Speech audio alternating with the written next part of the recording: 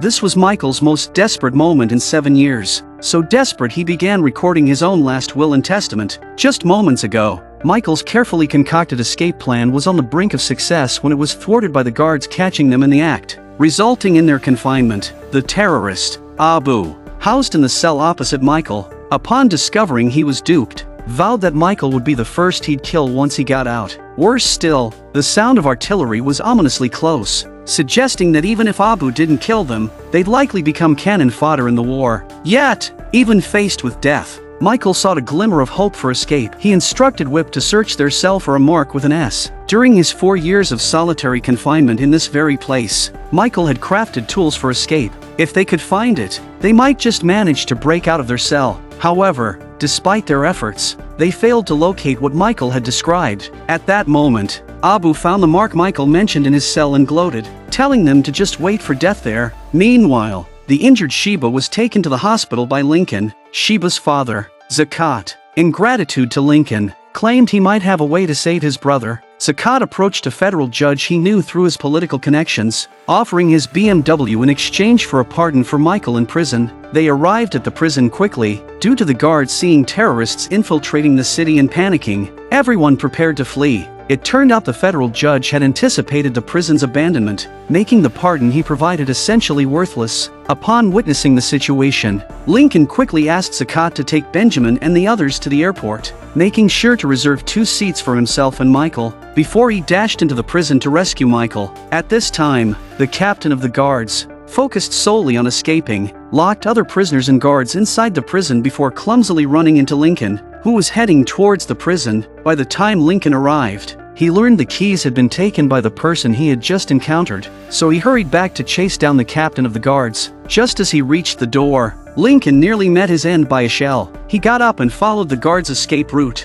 tracking him down to an alley. The guard, stumbling upon terrorists, was shot dead before he could draw his gun. However, Lincoln, being a foreigner, couldn't retrieve the keys from the guard's body. The prison was in chaos. The prisoners attempted to break down the main gate, but Cross, understanding that terrorists had taken control outside, knew they stood no chance of survival if they managed to get out. He proposed that their only leverage was to take the terrorist leader, Abu, held in solitary, hostage to negotiate with the enemies outside. Inspired by Cross's passionate speech, the prisoners were ignited. Michael and others in solitary confinement heard the commotion outside. Hearing the prisoners attempting to break the solitary confinement doors, Michael saw a bargaining chip. He asked Abu if he wanted to reconsider their cooperation to escape the solitary confinement. Abu was still resistant at first, but as the sound of the inmates banging on the door got louder and louder, Abu panicked and agreed to work with Michael. Following Michael's instructions, he found a loose brick. Pulling it away, they discovered a rope and a spoon inside. The rope had been made from threads of clothing accumulated over the 4 years Michael was in solitary, and the spoon was acquired unnoticed during a lockdown. Michael instructed Abu to tie the rope to the spoon and then hang it from a pipe above their cell. With a slight tug, Abu pulled down the pipe. By fixing the spoon to one end of the pipe, they fashioned a rudimentary tool for escape. Outside, Cross grabbed Sid, threatening Michael and the others to surrender. The frail Sid had no strength to resist. Fortunately, a dedicated prison guard with a gun managed to control the situation. He wouldn't allow any loss of life in the prison and ordered everyone to hide back in their cells. Thus, Sid narrowly escaped disaster. However, Cross, with a strong will to survive, began to brainwash the guard. He claimed that if terrorists invaded, they would be allies. Now, there was no distinction between guards and prisoners. If they worked together to capture Abu, they could all escape together. You just need to hand over the keys to the solitary confinement. Although the guard was somewhat shaken, the keys had already been taken by the captain, rendering him valueless. Cross took advantage of the guard's distraction, killed him, and then seized the guard's machine gun to shoot at the door of the solitary confinement. At this moment, Abu, following Michael's instructions, began to pry the door hinge. The cunning Abu didn't intend to release Michael but instead started prying his own door with tools. Michael urgently explained that this was futile, as the hinge on his side couldn't be removed without a key, which was in the warden's room. Michael assured Abu that if he did as told, he would release him. Hearing the door to solitary confinement about to be breached, Abu had no choice but to trust Michael again. Abu slowly hooked up Michael's side of the door hinge with a spoon. After some effort, the upper hinge was unhinged, and then the same was done for the lower hinge. Michael, using all his might, dismantled the cell door, then grabbed the keys to release Whip and Ja. Whip advised Michael against releasing Abu, since terrorists had occupied the exterior. Escaping the country would be difficult. Even if they managed to flee the prison, they still needed Abu as a talisman to ensure their exit from the country. So Michael released Abu. With time running out, they hurriedly fled. As the door to solitary confinement was opened, Cross, seeing that they had escaped, quickly pursued them. Michael and the others arrived at the infirmary, then forced Abu to arrange a vehicle to the border. However, they couldn't understand Abu's language. Michael also had a trick up his sleeve. He tore a corner of the map, marking it. Just then, Cross arrived at the infirmary with his men, forcing them to hide quickly. Cross searched cautiously but still failed to find them. They saw prisoners scaling the wall and decided to follow suit, but Cross spotted them and forced them back into their cells. Cross quickly caught up and killed an innocent prisoner. The fallen dagger was discovered by Sid, hiding under a bed. Michael and the others were also hiding under beds, watching as Cross slowly approached, ready to risk a surprise attack on him, or they would all die by Cross's gun. Just as Michael was about to rush out, Sid, picking up the dagger from the ground, stabbed Cross first. Seeing Sid's action, everyone joined in to help, and with a scream, Cross died on the spot. Meanwhile, Lincoln, struggling to obtain keys from a deceased guard, was approached by a young boy delivering messages. Though young, the boy knew the evils of terrorists and wished to fight the enemy with Lincoln. Following Lincoln's plan, he had the boy mislead the terrorists about an American's location, successfully drawing them away and easily obtaining the keys from the guard. He arrived at the location agreed upon with Lincoln, who then exchanged candy with the young boy for the keys before hastily heading towards the prison. Lincoln released all the prisoners and rushed to find Michael. Suddenly seeing Michael and the others scaling the wall, Lincoln desperately called out Michael's name, but to no avail. With no other choice, Lincoln had to run out of the prison to continue searching for Michael. Meanwhile, far away in New York, Teabag, following Sarah's instructions, had already set his sights on Paul. Teabag followed Paul to his home, but Paul, being an ex-agent, was highly alert. Hearing noises, he quickly grabbed his gun to investigate, but the cunning Teabag hid too well, eluding Paul's detection.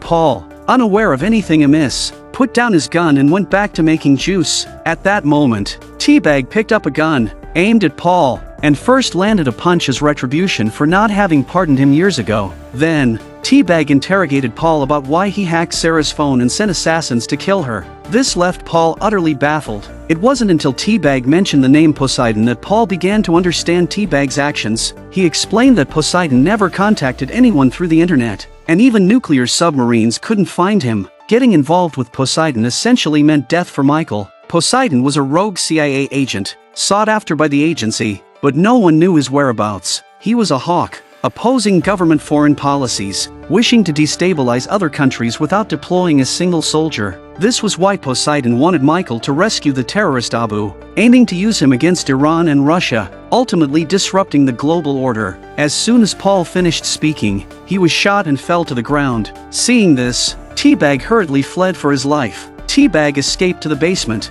then blocked the door and made his first ever emergency call. There's a time for everything. 911? I need help.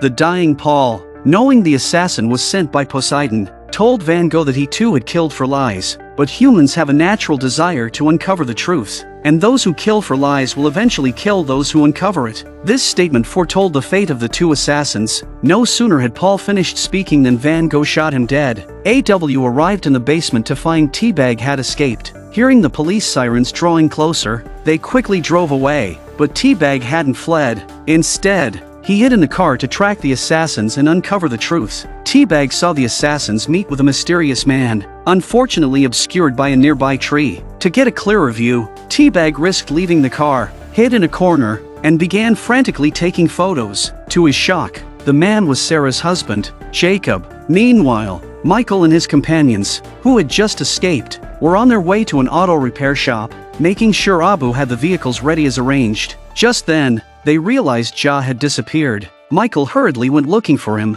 only to find Ja stealing fruit from a fruit stand. Michael, furious, scolded Ja as a liability. He then pushed Ja away and told Abu to have his men kill the junkie. saying they had given up on him. After they left, Shaw pulled out a piece of map Michael had slipped into his hand, which read, "Our escape plan is hidden under the workbench, with the specific location on the other side." It turned out they were just putting on an act for Abu. Shaw hurried to the location Michael had specified, while Michael led the others on a detour to the address given to Shaw. Meanwhile, Lincoln was still searching for Michael and the others. When Shaw arrived at the garage and successfully found the hidden handgun under the table, Abu's men suddenly arrived. Michael and his companions quickly arrived at the entrance of the auto repair shop, only to be surrounded by terrorists who had been lying in wait. Abu had already seen through Michael's plan, so he had arranged his men to ambush them there. Abu took out a knife, forcing Michael and his companions to kneel, and had his men record a video, wanting the world to see the consequences of opposing him. Just as Abu was about to slit Michael's throat,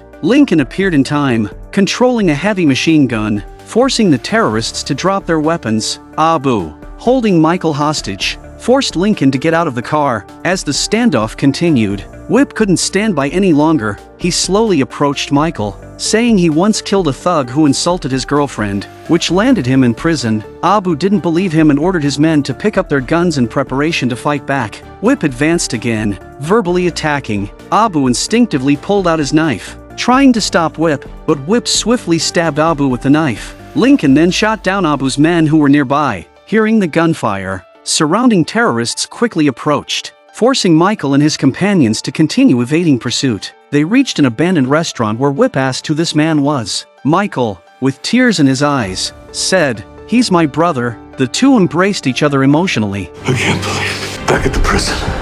Why? They didn't know I'm getting out. Michael, concerned, asked how Sarah and his son were. Lincoln assured him they were fine and not to worry. Just then, they saw on TV that Abu had been killed. The terrorists had taken over the local TV station and broadcasted that Michael and his companions had killed their leader. Now, the entire terrorist army declared war on Michael and his companions. Could they still escape the country?